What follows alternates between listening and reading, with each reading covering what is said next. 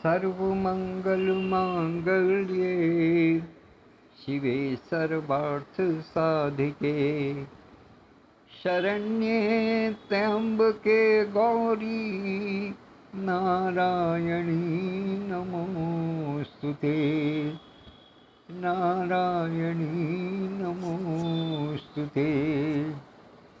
या देवी सर्वभूतेषु विद्यारूपेण संस्थिता नमस्तस्यै नमस्तस्यै नमस्तस्यै नमो नमः। या देवी सर्वभूतेषु लक्ष्मीरूपेण संस्थिता नमस्तस्यै नमस्तस्यै नमस्तस्यै नमो नमः। या देवी सर्वभूतेषु शान्तिरूपेण संस्थिता नमस्तस्यै नमस्तस्यै नमस्तस्यै नमो नमः।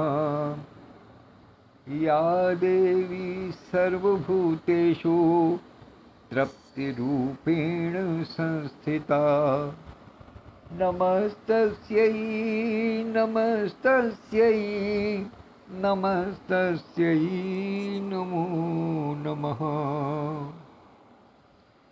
पराम्बा भगवती के सभी स्वरूपों के चरणों में सादर नमन वंदन अभिनंदन करते हुए आज इस पटल पर भैया जी उपास के उपस्थित हैं।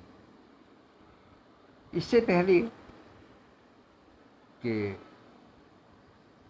क्रमशः होने वाले भरत चरित्र का वाचन करूं,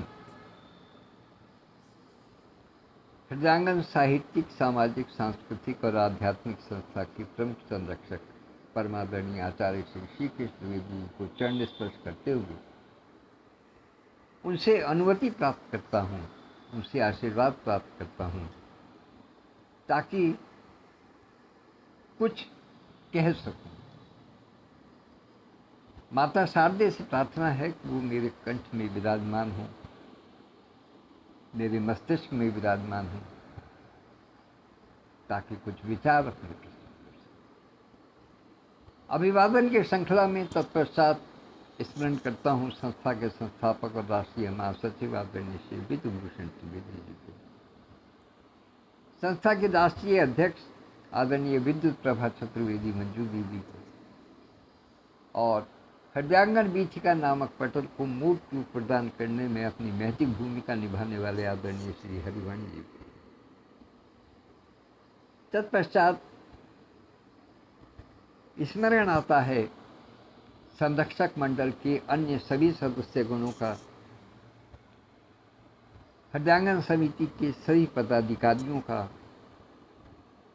और हृदयांगन परिवार के छोटे बड़े कनिष्ठ वरिष्ठ हर आयु वर्ग के नर नारी सभी सदस्यों का और इन सबको मिलाकर के संवेद स्वर से सबको यथा योग्य अभिवादन प्रस्तुत करता हूँ, सबका स्वागत करता हूँ।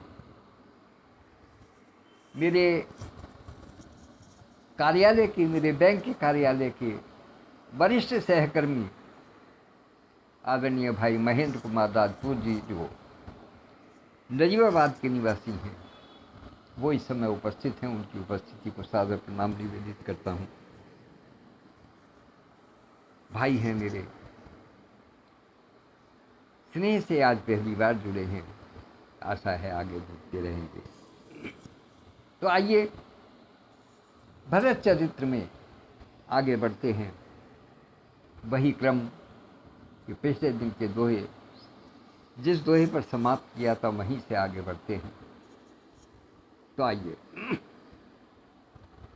लागी लागी पग सबनिसिय भेंटति अरि अनुराग हृदय असी सही प्रेम बस रही औ भरी सुहाग। आदरणीय संस्थापक महोदय श्री विधुभूषण त्रिवेदी जी उपस्थित हो गए हैं। उनकी भी गरिमामय उपस्थिति को सादर प्रणाम निवेदित करता हूँ। और तो इसमें कहते हैं कि सीता जी सबके पैरों से लगकर अत्यंत प्रेम से मिल रही हैं और अपनी सभी सासू माताओं से मिलकर के वो आशीर्वाद प्राप्त कर रही हैं। वो सबसे आशीर्वाद प्राप्त कर रही हैं। और कैसा आशीर्वाद प्राप्त कर रही हैं कि रहियो भरी सुहाग, कि तुम्हारा सुहाग हमेशा बना रहे, अखंड सौभाग्यवती रहो, ये आशीर्वाद प्राप्त कर रहे हैं। तो विकल स्नेह सिय सब रानी, बैठन सबहि कहो गुरु ज्ञानी। कही जग गति मायिक मुनि नाथा, कहे कछुक परमारथ गाथा। उस समय का वातावरण कैसा था, वो कल मैंने आप सबको दर्शन कराया था उसका। सबके नेत्रों से जल बरस रहा है। सब एक दूसरे को बड़ी संकोची भाव से देख रहे हैं, डरे भाव से देख रहे हैं, सहमे भाव से देख रहे हैं। किसी को कुछ समझ नहीं आ रहा ऐसे बोझिल से वातावरण में कि किससे क्या बात करे, किसको क्या कहे, किससे क्या कुछ पूछे। जैसे एक अपने अपने अंदर के कोष्ठक में बंद है, न किसी की आवाज़ वहाँ तक जा पा रही है, न अपनी आवाज़ किसी दूसरे तक पहुँच पा रही है, न भावों का आवागमन हो रहा है। शब्द गौण हो गए हैं, शब्द मौन हो गए हैं, शब्द कोश गीते हो गए हैं। समझ नहीं आ रहा है कि क्या बोले। तो ऐसी विषम परिस्थिति को देखते हुए तो विकल स्नेह सिय सब रानी। जब मुनिवर विश्वामित्र ने ये देखा कि स्नेह से सारी रानियां और सीता विकल हो रही हैं, व्याकुल हो रही हैं, तब बैठनी सब ही कहो गुरु ज्ञानी। तब गुरु जी ने आज्ञा दी कि अच्छा सब बैठ जाओ, कुछ मेरी बात सुनो। कोई आपस में बात नहीं कर रहा, किसी को समझ में नहीं आ रहा क्या बात करें। सबके नेत्रों से जल बरस रहा है, किसी की स्नेह से, किसी का विरह से। तब गुरु जी ने कहा कि अच्छा आप बैठो, क्योंकि किसी को तो प्रारंभ करना ही था कुछ न कुछ, वरना एक क्या कहते हैं कम्युनिकेशन गैप वाली बात रह जाती है। जब मन में भाव हैं लेकिन कह कुछ नहीं पाते, तो वाक शून्यता जब हो जाती है, तो संभाषण शून्यता जब हो जाती है, तो बड़ी विकट स्थिति होती है। तो इसलिए गुरुदेव जो परम ज्ञानी हैं वशिष्ठ जी, उन्होंने सबको कहा, माता सीता की और सारी माताओं की, सारी स्त्रियों की दशा को देख करके जो व्याकुल हैं, स्नेह के कारण व्याकुल हैं। स्नेह भी व्याकुलता का कारण होता है। क्यों? क्योंकि ये राज परिवार की स्त्रियां हैं। तीनों माताएं और माता सीता, तीनों चारों राज परिवार से। इन्होंने क्या क्या सुख नहीं भोगे।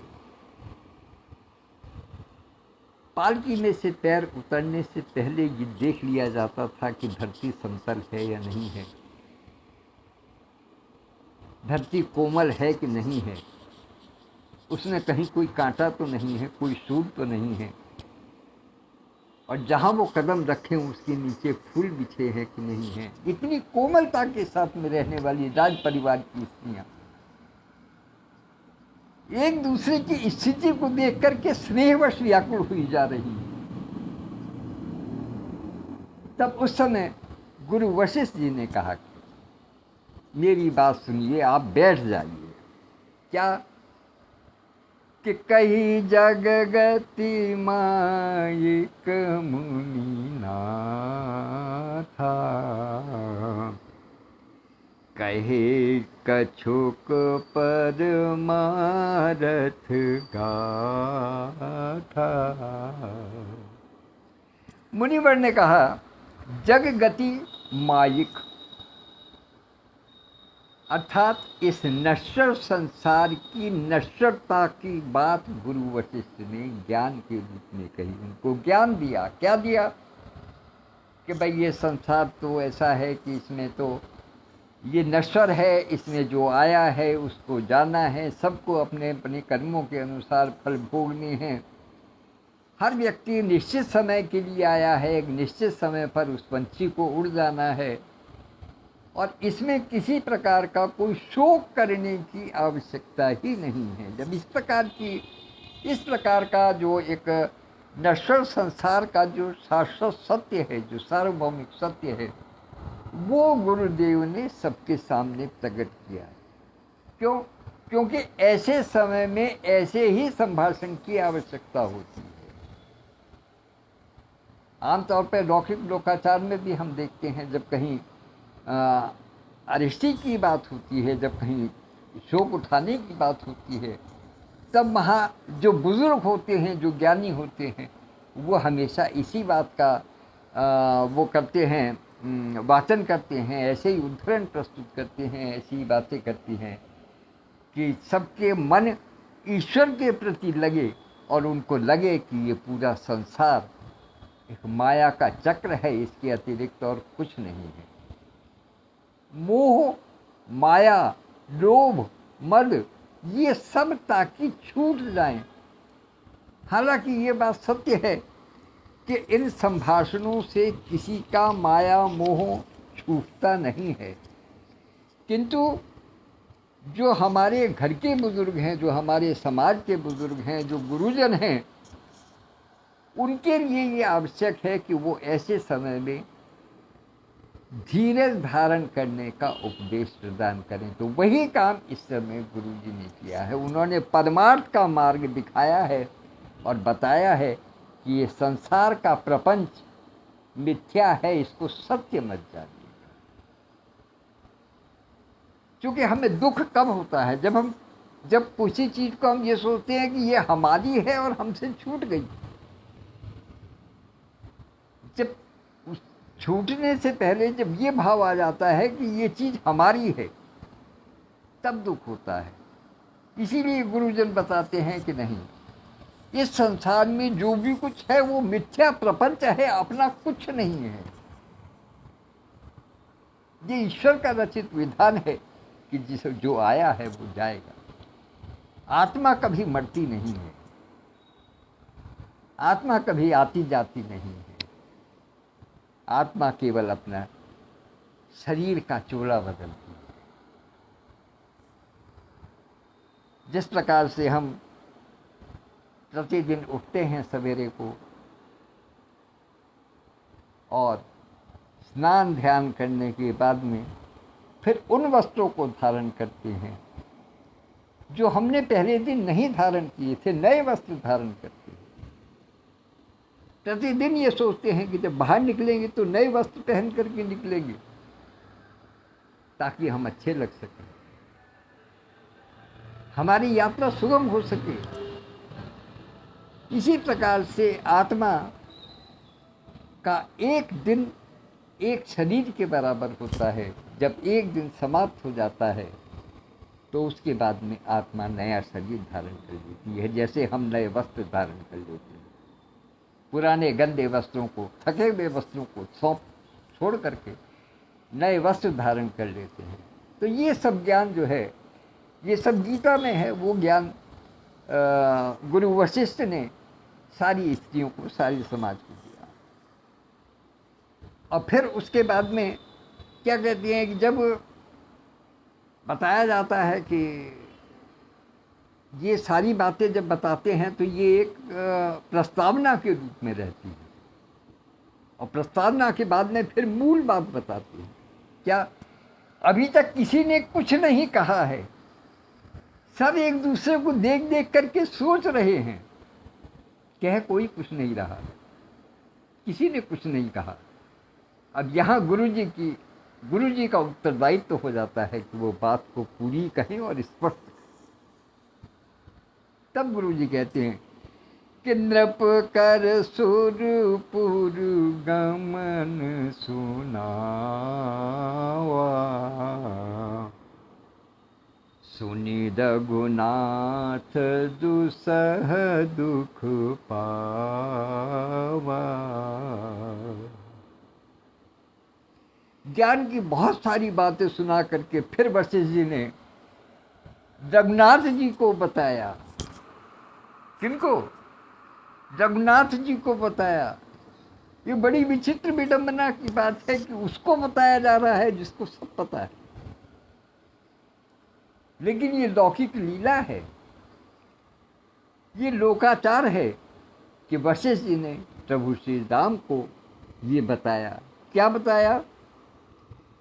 कि सुरपुर नृप कर सुरपुर गमन सुनावा।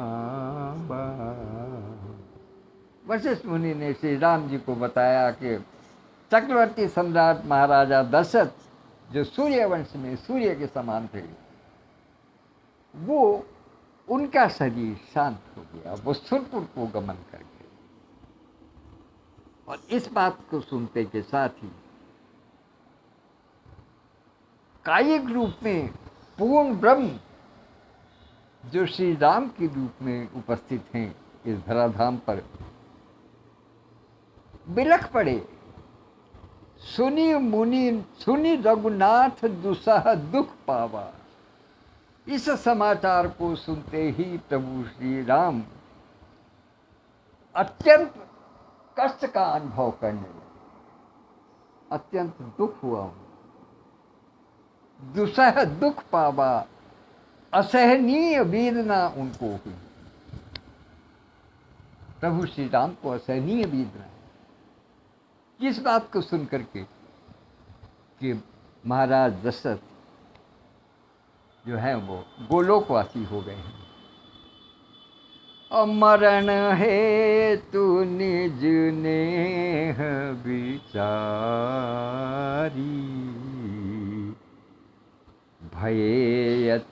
भयति विकल धीर धुर धारी।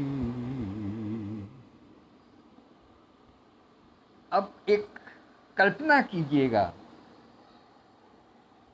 कि एक पुत्र, एक आपको दृश्य दिखाता हूं, उस दृश्य में प्रवेश करने का प्रयास कीजिएगा कि एक पुत्र जिस समय वो अयोध्या से चलने को उत्सुक था, या जिस समय उसने अयोध्या से वन गमन का निर्णय लिया, वो किस कारण से लिया, किस बात से लिया?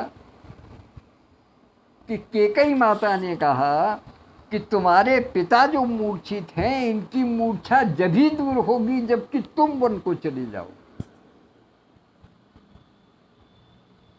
तो प्रभु श्री राम ने तुरंत ये निर्णय लिया कि नहीं, मैं सब कुछ छोड़ करके, तिनके के समान राज्य को त्याग करके, और मैं अयोध्या को छोड़ दूं। और फिर कोई तैयारी नहीं, किसी प्रकार का कोई प्रपंच नहीं, जैसे थे जहाँ थे तुरंत व्यवस्था बनाई और तुरंत वलकल पहन करके निकल गए। किस लिए? कि उनके पिताश्री को सुख प्राप्त हो, उनकी मूर्छा दूर हो। ऐसे पुत्र को जिसने कि पिता की मूर्छा को, केवल मूर्छा को दूर करने के निमित्त स्वयं स्वेच्छा से 14 वर्षों का वनवास स्वीकार कर लिया, उस पुत्र को ये सूचना मिलती है कि वो तुम्हें याद करते हुए गोलोकवासी हो गए, उनका शरीर शांत हो गया, तो उसके हृदय पर क्या बीतेगी? वो क्या समझेगा कि मेरा जन्म किस कारण हुआ? मैं तो किसी भी लायक नहीं रहा। प्रभु श्री राम के मन की गति जानिएगा, वो कहते हैं कि मैं तो किसी भी लायक नहीं रहा। ना तो मैं अयोध्या में उन्हें छोड़ करके उनके कष्ट को दूर कर पाया, और ना यहाँ आने के बाद में उनका कष्ट दूर हुआ। वहाँ रहते भी उनके मन को कष्ट था, और मेरे यहाँ आने के बाद भी इतना कष्ट हुआ कि वो जो है परलोक से धार गए। तो इसलिए मेरा तो जीवन ही व्यर्थ है। मेरा होना ना होना इस धरती पर क्या लाभ दिया मेरे पिता को? मैं तो हर दृष्टि से ही पिता को कष्ट देने वाला हुआ। ये प्रभु श्री राम के मन की गति है, जो उनको दुसह दुख दे रही है। तो पुलिस कठोर सुनत कटुबानी, विलपत लखन सिय सब रानी। पुलिस कठोर, कठोर क्या? हर व्यक्ति चाहता है कि उसके कानों में जो वचन पड़े या दूसरा जो कुछ वाचन करे वो उसको सुख देने वाला हो। दुख देने वाले वचन कोई आदमी नहीं सुनना चाहता। बताइए, अपशब्द कौन सुनना चाहेगा? कठोर वचन कौन सुनना चाहेगा? किसी को पसंद नहीं आती। कड़वे वचन किसी को पसंद नहीं आते। यहां तक कि कड़वे सत्य वचन भी किसी को पसंद नहीं आते। तो जब ऐसे कठोर वचन अर्थात असहनीय वचन जब कड़वे वचनों के रूप में जब सुने गए, तो बिलपत लखन सिय सब रानी। तो यहां एक विशेष बात है कि बिलपत लखन सिय सब रानी। लक्ष्मण जी, सीता जी और सारी रानियां विलाप करने लगी। क्यों भरत और शत्रुघ्न ने विलाप नहीं किया? क्योंकि वो उस दृश्य को, जो गुरु वशिष्ठ जो दृश्य बता रहे हैं, जिस पृष्ठभूमि में गुरु वशिष्ठ लेकर के जा रहे हैं सब लोगों को, वो सब उस दृश्य को अनुभव करके मूढ़ हो चुके हैं, वो जड़ हो चुके हैं। उनके वो अब ऐसे निश्चल हो चुके हैं, निस्तेज हो चुके हैं, या कहना चाहिए स्वयं इतने कठोर हो चुके हैं, इतने परिपक्व हो चुके हैं कि उन पर इन वचनों का कोई असर ही नहीं हुआ। क्योंकि इतनी बार सुन करके, इतने ताप सह सह करके उन्होंने अपने शरीर को बनाया है, अपने आप को बनाया, अपने व्यक्तित्व को बनाया है। लेकिन लखन सिय, इनको पहली बार ये वचन सुनने को मिले हैं, इसलिए इनके कष्ट की कोई सीमा नहीं है। और सब रानी, स्त्री के, कोई भी स्त्री हो जो वैधव्य प्राप्त हुई हो, उसके जब पति के विषय में, उसके पति के परलोक गमन के विषय में जब भी कोई बात होगी, तो उसकी विकलता होना, उसका प्रलाप करना, उसका विलाप करना स्वाभाविक है। इसलिए बिलपत लखन सिय सब रानी, सारी रानियां और सीता जी और लक्ष्मण जी के साथ में विलाप करने लगे। कैसा विलाप करने लगे कि शोक विकल अति सकल समाजू, मानहु राज अकाजेउ आजू। जिन दो का मैंने वर्णन किया वो विशिष्ट व्यक्तित्व है, भरत जी और शत्रुघ्न। लेकिन बाकी जो सारा समाज है वो शोक विकल अति सकल समाजू। सारा समाज जो है वो अत्यंत शोक में डूब गया, विलाप करने लगा। और कैसा विलाप करने लगा कि मानहु राज अकाजेउ आजू। जैसे महाराज दशरथ जी का, चक्रवर्ती सम्राट का शरीर आज और अभी शांत हुआ हो, उस स्थिति में जब किसी व्यक्ति का शरीर शांत होता है तो उसके घर वालों की, उसके परिचितों की, उसके मित्रों की क्या दशा होती है, तुरंत विलाप शुरू हो जाता है, बड़ी तीव्र गति से विलाप होता है। पूरे मोहल्ले को पता चल जाता है कि अरे इनके घर कुछ अनहोनी हो गई। एक विचित्र सी स्थिति होती है।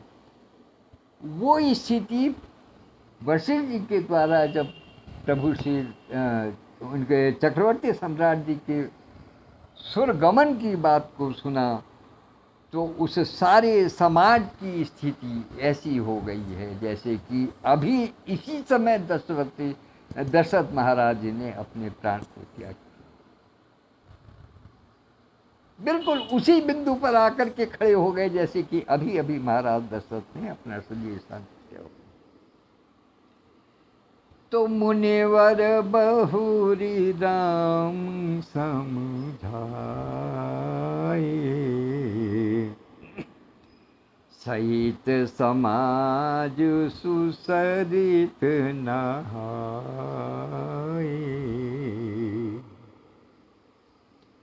व्रत निरंबु तेहि दिन प्रभु कीन्हा, सुने हो मुनि हो कहे जल काहु न लीना। मुनिवर बहुरी राम समझाए।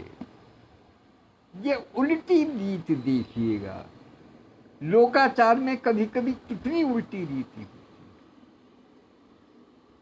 प्रभु श्री राम जो सबको समझाने में समर्थ हैं, जो सब कुछ जानते हैं, मुनि वशिष्ठ जी के पास भी ज्ञान यदि सही मायने में समझा जाए तो लौकिक रूप से वशिष्ठ मुनि श्री राम जी के गुरु हैं, लेकिन वास्तविक ज्ञान तो वशिष्ठ जी को पूर्ण ब्रह्म का ही दिया हुआ है। वो पूर्ण ब्रह्म राम के स्वरूप में उनके सामने। इसलिए जो जो ज्ञान उनके पास है, वशिष्ठ जी के पास, वो सब है ईश्वर का दिया हुआ। और आज वो राम के स्वरूप में जब ईश्वर सामने खड़े हुए हैं तो उनको भांति भांति से उनको समझा रहे हैं कि भैया शोक मत करो, शोक करने का कोई कारण नहीं है। चक्रवर्ती सम्राट दशरथ जी महाराज किसी भी प्रकार से शोचनीय नहीं है। जिनके चार चार बलवीर पुत्र हों, धीरज धर्म जिनके साथ रहता हो, वो सोचनीय नहीं है। जिनकी सहायता देवगण भी मांगते हों, वो शोचनीय नहीं है। जिन्होंने अपने प्रजा का पालन अपने पुत्रों से अधिक स्नेह करते हुए किया हो, वो शोक, उनका निधन शोक के योग्य नहीं।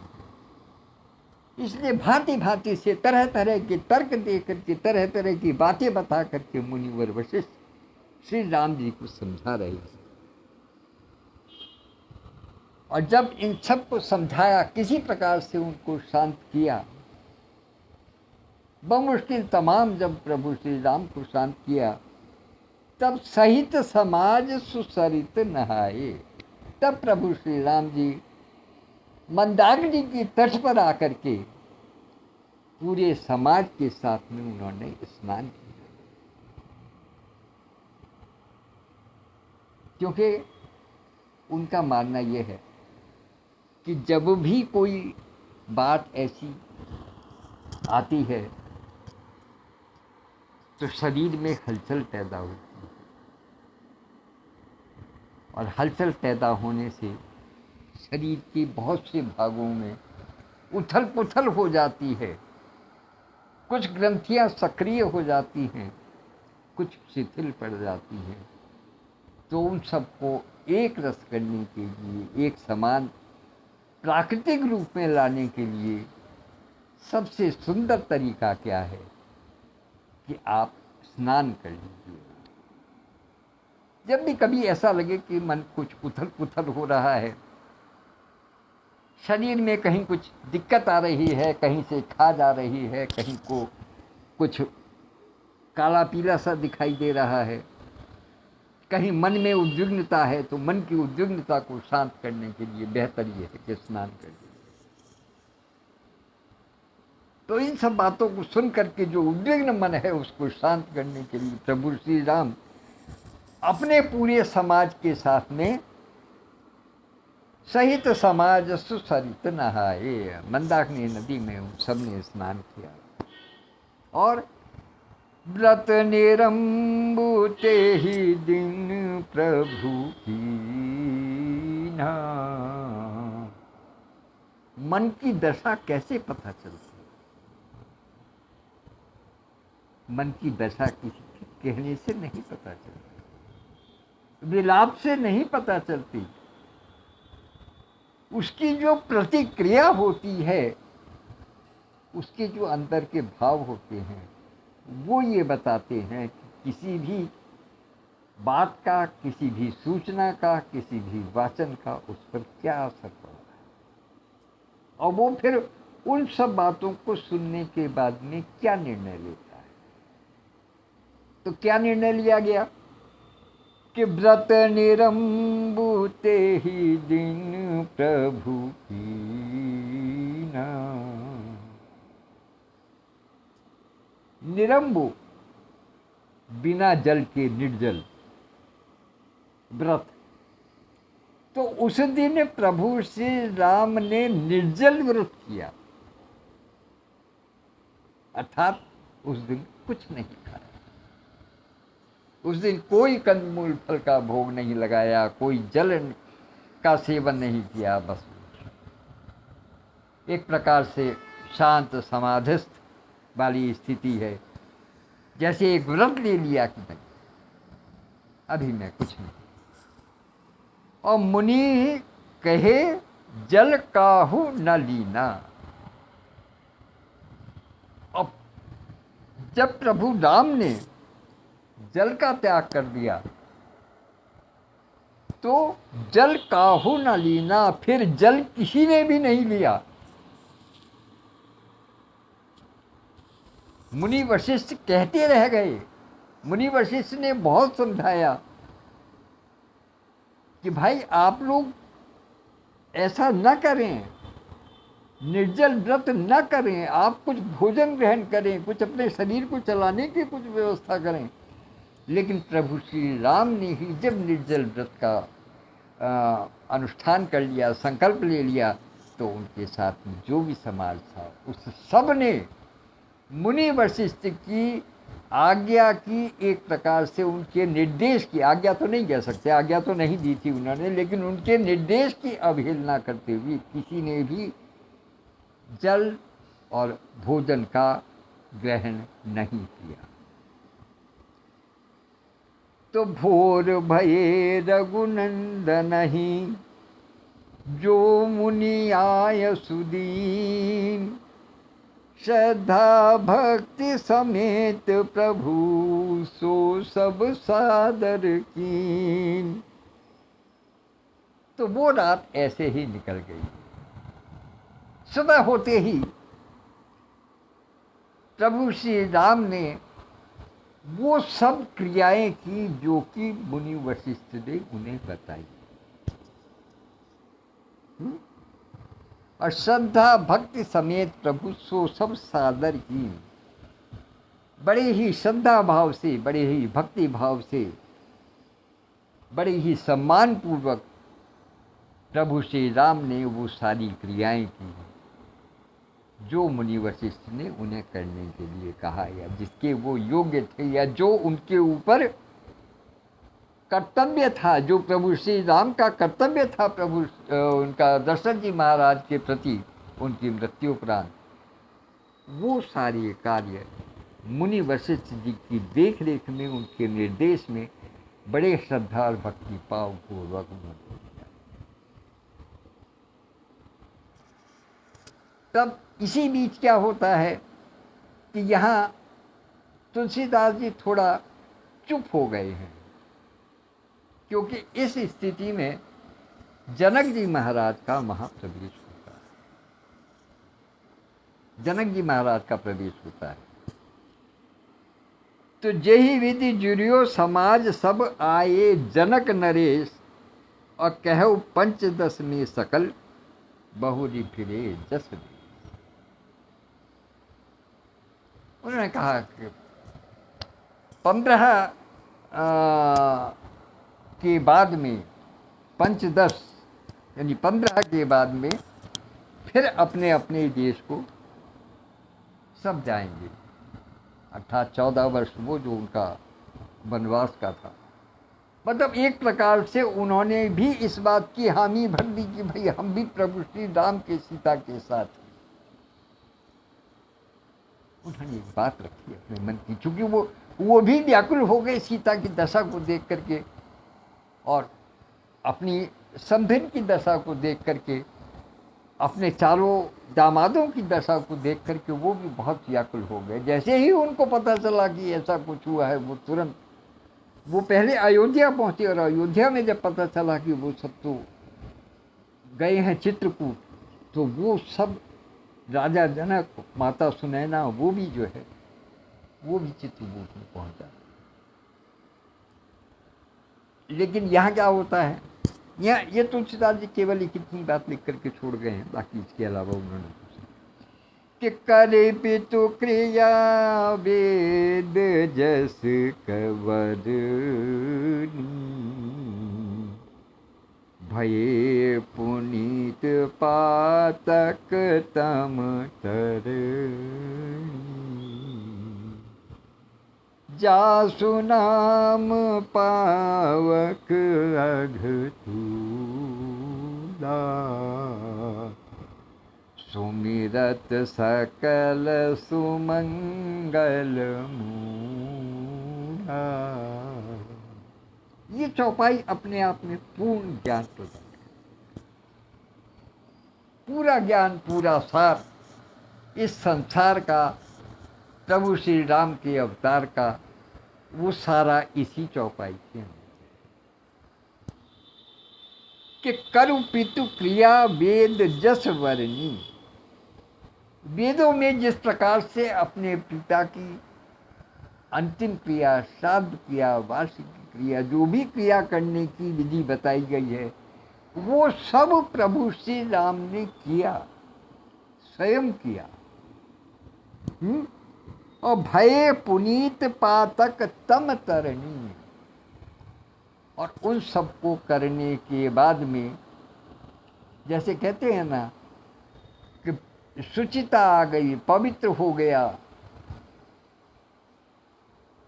उसके 10 गात्र के बाद में फिर अधिष्टि होती है। अधिष्टि में जब भोजन हो जाता है, हवन हो जाता है, सारे काम हो जाते हैं, तो कहते हैं कि अब सब कुछ पवित्र हो गया। जो पाप की थी, जो पाप चढ़ा हुआ था, वो सब उतर गया। पातक जो लगा हुआ था वो उतर गया है। तो भय पुनीत प्रभु श्री राम इन सब क्रियाओं को करने के बाद में भय पुनीत, पवित्र हो गए। लेकिन बड़ी विडंबना की बात है कि कौन पवित्र हुए हैं?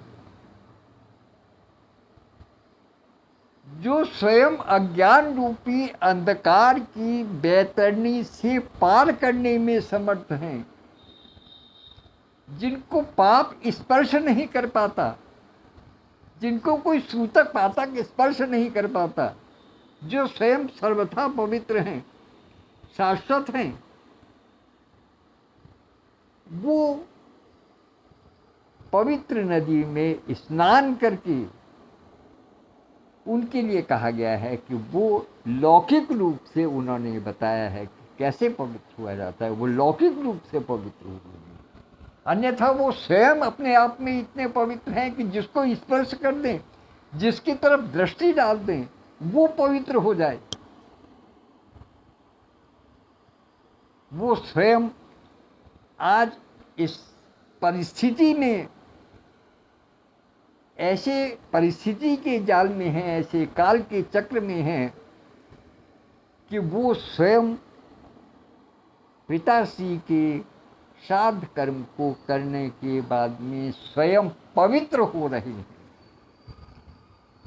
जो संसार को पवित्र करते हैं, वो आज पवित्र हो। और जासु नाम पावक अग तूला, सुमिरत सकल सुमंगल मूला। जिसका नाम मात्र, जिसके नाम का सुमिरन मात्र जो है, वो पाप रूपी रूई को जलाने में समर्थ है। अर्थात कितना भी बड़ा पाप हो, वो रूई के समान है। और प्रभु श्री राम का नाम एक माचिस की तीली के समान। कितना भी बड़ा भारी पाप हो, कितना भी बड़ा भारी एक वो हो, क्या कहते हैं, रुई का गोला हो, भंडार भर रुई हो, लेकिन उसको जलाने में समर्थ जो जरा सी एक माचिस की तीली होती है, वो प्रभु श्री राम का नाम है। राम स्वयं तो राम की महिमा का कहना क्या है। वो तमाम पाप रूपी रुई को जला सकने में समर्थ जिनका केवल नाम है, और जो केवल स्मरण करने भर से सारे सुमंगलों के मूल हैं, हर प्रकार से सुख के दाता हैं, हर प्रकार से सुख प्रदान करते हैं, हर प्रकार से सुमंगल करते हैं, जिनका नाम मात्र, वो आज श्राद्ध कर्म को करने के बाद में स्वयं पवित्र हो रहे हैं गंगा में स्नान कर। यानी एकदम बिल्कुल उल्टी बात। जिसका स्मरण भर पवित्र कर देता है सबको, वो आज स्वयं पवित्र अपवित्र की भावना को लेता है। और कैसे हुए ये भी देखेगा, कितनी खूबसूरत बात है कि शुद्ध शोभयउ साधु सम्मत असु, तीरथ अवगाहन सुर सरी जस। किस प्रकार से शुद्ध हुए हैं, जैसे कि गंगा नदी में स्नान करके, गंगा नदी में जब स्नान किया जाता है तो सारे तीर्थों का आवाहन किया जाता है। प्रयागराज में भी जब हम स्नान करते हैं तो सारे तीर्थों का आवाहन किया जाता है, लेकिन सारे तीर्थ गंगा नदी का स्पर्श पाकर के पवित्र होते हैं। देखिए कैसी एक विचित्र बात है कि शुद्ध सो भयव साधु सम्मत अस, कि मुनिवरों की आज्ञा से, मुनिवर वशिष्ठ जी की आज्ञा से इस प्रकार से शुद्ध हुए प्रभु श्री राम जी। इस प्रकार से उन्होंने अपने पातक का चोला उतारा कि तीरथ अवगाहन सुर सरी जस। जैसे मान लिया गंगा मैया स्वयं तीर्थों का आवाहन कर रही हों, और तीर्थ स्वयं उनके दर्शन पा करके, गंगा के स्पर्श पा करके अपने आप को धन्य कर। अर्थात यहाँ प्रभु राम ही शुद्ध नहीं हो रहे हैं।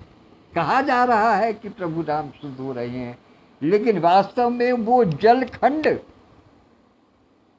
नदी का वो भाग, वो जल कण स्वयं को गौरवान्वित अनुभव कर रहे हैं, जिसमें कि प्रभु श्री राम ने स्नान किया। अशुद्ध भये दुई बासर बीते, बोले गुरु सन राम पीरीते।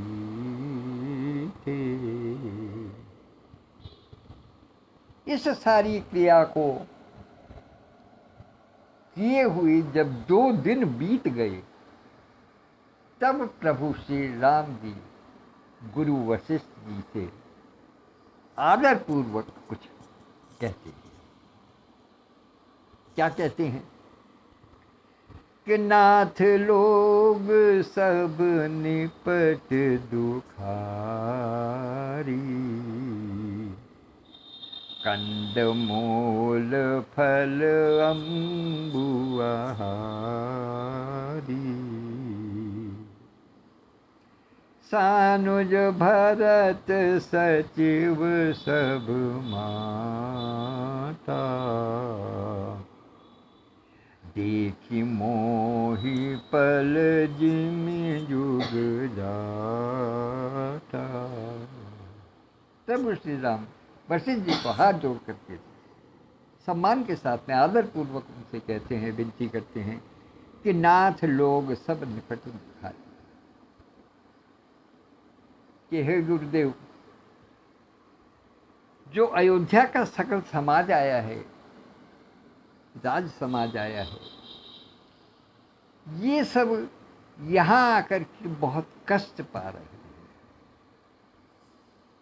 कंद मूल फल अम्बुहारी, इनके लिए कोई भोजन की व्यवस्था नहीं है। कंद मूल फल खा करके और जल पी करके यहाँ पर निवास कर रहे हैं। ये कितने दुख की बात है। इनको अन्न का भोजन नहीं मिल रहा है, ये बड़े कष्ट में हैं। इसलिए और ऐसा देखने के बाद में सानुज भरत सचिव सब माता, देखी मोहि पल जिमि युग जाता। कहते हैं कि भरत, सचिव, सेवक, जो दरबारी लोग हैं, और शत्रुघ्न, सानुज भरत, अनुज के सहित भरत, सारी माताएं और सचिव लोग जो हैं, इन सब की दशा को देख करके, कैसी दशा को देख करके, जो भोजन ग्रहण करने वाले हैं उनको केवल कंद मूल फल और जल पर आधारित रहना पड़ रहा है। मन में कष्ट है, क्लेश है, और इनको यहाँ भोजन भी पूरा नहीं मिल रहा है। ऐसी दशा देख करके, ऐसी दशा में इन सब को देख करके, देख मोहि पल जिमि जुग जाता, इन सबको देख देख करके मेरा एक एक पल, मुझे एक एक पल एक युग के समान लगता है। एक एक पल युग के समान लगने का मतलब क्या है कि उनको बड़ा कष्ट होता है देख करके। किम कर्तव्य विमूढ़ हैं, वो ये समझ नहीं पा रहे हैं कि मैं क्या करूं, किस प्रकार से इनके कष्टों को दूर करूं, क्योंकि वो एक तरफ अपने नियम से बंधे हुए हैं। वो स्वयं कंदमूल फल का ही भोग लगाते हैं, इसके अतिरिक्त तो कुछ नहीं लेते। तो जो उनके पास उपलब्ध है वही उपलब्ध है। वन संपदा में, वन प्रदेश में और क्या उपलब्ध होगा? वहाँ और कुछ नहीं मिलेगा, वहाँ केवल यही सब मिलेगा। तो वो स्थिति हो गई जैसे कलयुग में एक कहावत कही जाती है कि चमगादड़ के तो मेहमान भी उल्टे लटकते हैं।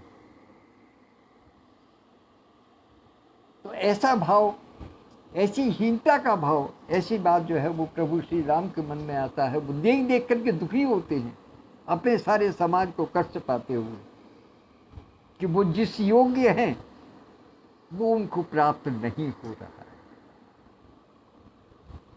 और ये सोच सोच करके उनका एक एक पल एक एक युग के समान। तो सब समेत पुर धारिय पाऊ, आप यहाँ अमरावती राऊ।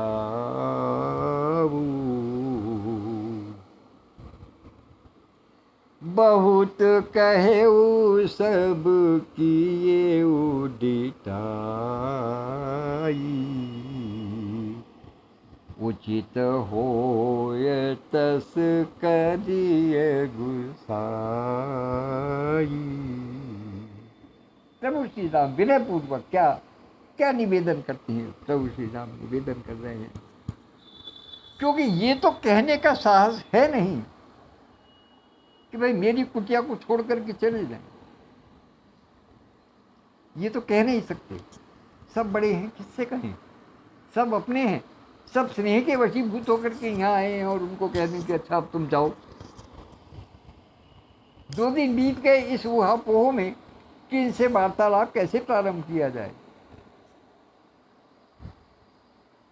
कैसे इनकी विरह वेदना को दूर किया जाए। ऐसा नहीं है कि प्रभु राम समझ नहीं रहे, समझ सब कुछ रहे हैं, लेकिन ये संकोच है, एक शील है, एक स्नेह है, कह नहीं पा रहे।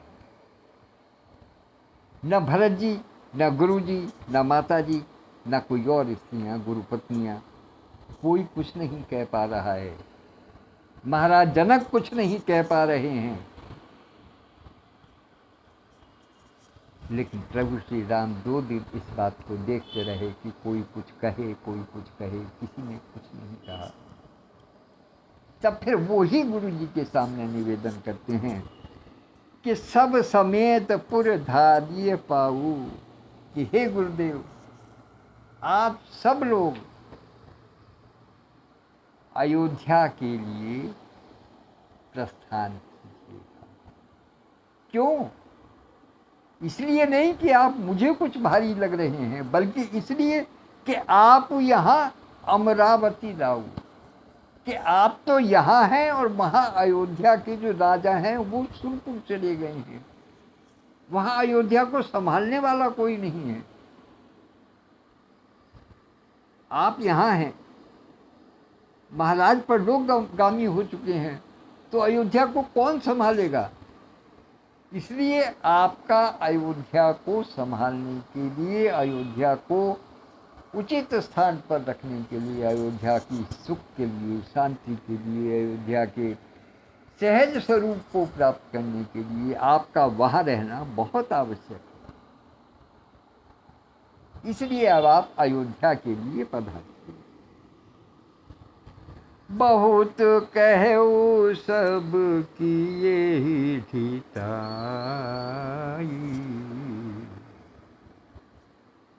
हे गुरु जी, मैं जानता हूं कि मेरा ऐसा कहना ये बहुत बड़ी ढिठाई है। ये शोभा नहीं देता किसी को भी कि कोई अपने घर आए हुए बड़े से, आदरणीय से, किसी भी आगंतुक से ये कहे कि अच्छा अब आप अपने घर जाइए। ये बहुत बड़ी ढिठाई है, मैं जानता हूँ। इसलिए उचित होय तस करिए गोसाई। इसलिए हे प्रभु, हे गुरुदेव, मैं आपसे अनुरोध करता हूँ कि आप वो करें जो कि सही है, जो इस समय करना चाहिए, जो उचित है, वो आप कीजिए। तो धर्म से तु करुणायतन, कस न कहऊ असराम। लोग दुखित दिन दुई दरस, देखी लहै बेशाम। तब गुरुदेव बोलते हैं कि हे करुणा के सागर, धर्म के सेतु, हे रघुनाथ जी, आप ऐसा क्यों ना कहेंगे। अर्थात जो आपकी वाणी है वो इतनी मिश्री युक्त है, इतनी मधुर है कि ये केवल आपको ही कहना शोभा देता है। अर्थात आपने किसी बात को किस रूप में प्रस्तुत किया है, ये केवल आप ही के बस की बात है और किसी के बस की बात नहीं। लेकिन आप जो इस बात को कहते हैं कि मेरे लिए एक एक पल एक एक युग के समान हो रहा है और 2 दिन बीत गए हैं और कोई किसी से कुछ नहीं कह रहा है, कोई बात आगे नहीं बढ़ रही है, कोई कुछ पूछ नहीं रहा है, कोई कुछ सुन नहीं रहा है, तो आप जानते नहीं हैं। प्रभु श्री राम ने अपने मन का क्षोभ प्रकट किया और मुनिवर क्या कहते हैं कि आप जानते नहीं हैं कि इन 2 दिनों में आपका दर्शन पाकर के हमारे चित्त को, हमारे मन को, हमारे व्यक्तित्व को, हमारे चरित्र को कितना सुख और शांति का अनुभव हुआ है। ये आपके दर्शन भल का फल है जो हमको इतना सुख का अनुभव हो रहा है। इसलिए आप ऐसा तो कदापि न सोचें कि हमको यहाँ पर किसी प्रकार का कोई कष्ट है, किसी प्रकार का कोई कष्ट है। तो आइए आज वाणी को यहीं विराम देते हैं, कल इससे आगे बढ़ेंगे। निश्चित रूप से मैं समझता हूँ कि कल की कथा में वहाँ जो सभा रहेगी चित्रकूट में, विचारों के आदान प्रदान की, तर्क वितर्कों की, उस प्रसंग में कल हम प्रवेश करेंगे। तो आप सब लोग प्रतीक्षा कीजिएगा उस भीगी पलकों वाले उस प्रसंग को सुनने के लिए, उस दृश्य को देखने के लिए जो चित्रकूट की पर्णकुटी में उपस्थित होने जा रहा है। और इसी के साथ अपनी वाणी को विराम देता हूँ और इस वाचन के मध्य जो उपस्थित हुए आदरणीय श्री विधुभूषण त्रिवेदी जी, आदरणीय बड़े भाई कृपा शंकर मिश्र जी, प्रिय भाई अल्लड़ और सरदार जी, भाई उमेश मिश्रा जी, भाई अशोक त्यागी जी, आदरणीय विद्युत प्रभा चतुर्वेदी मंजू दीदी, डॉक्टर इंदिरा गुप्ता यथार्थ दीदी और आदरणीय डॉक्टर तेजपाल गुप्ता जी जो ज्योतिष सलाहकार हैं, और इनके अतिरिक्त और जो भी नेपथ्य से सुन रहे हैं, देख रहे हैं, उन सबको सादर प्रणाम निवेदित करता हूँ। और कल के विशिष्ट सत्र के लिए जो कल रात 8 बजे होना है, क्योंकि कल शनिवार है, सबको सप्रेम आमंत्रित करता हूँ। धन्यवाद, नमस्कार, जय श्री राम।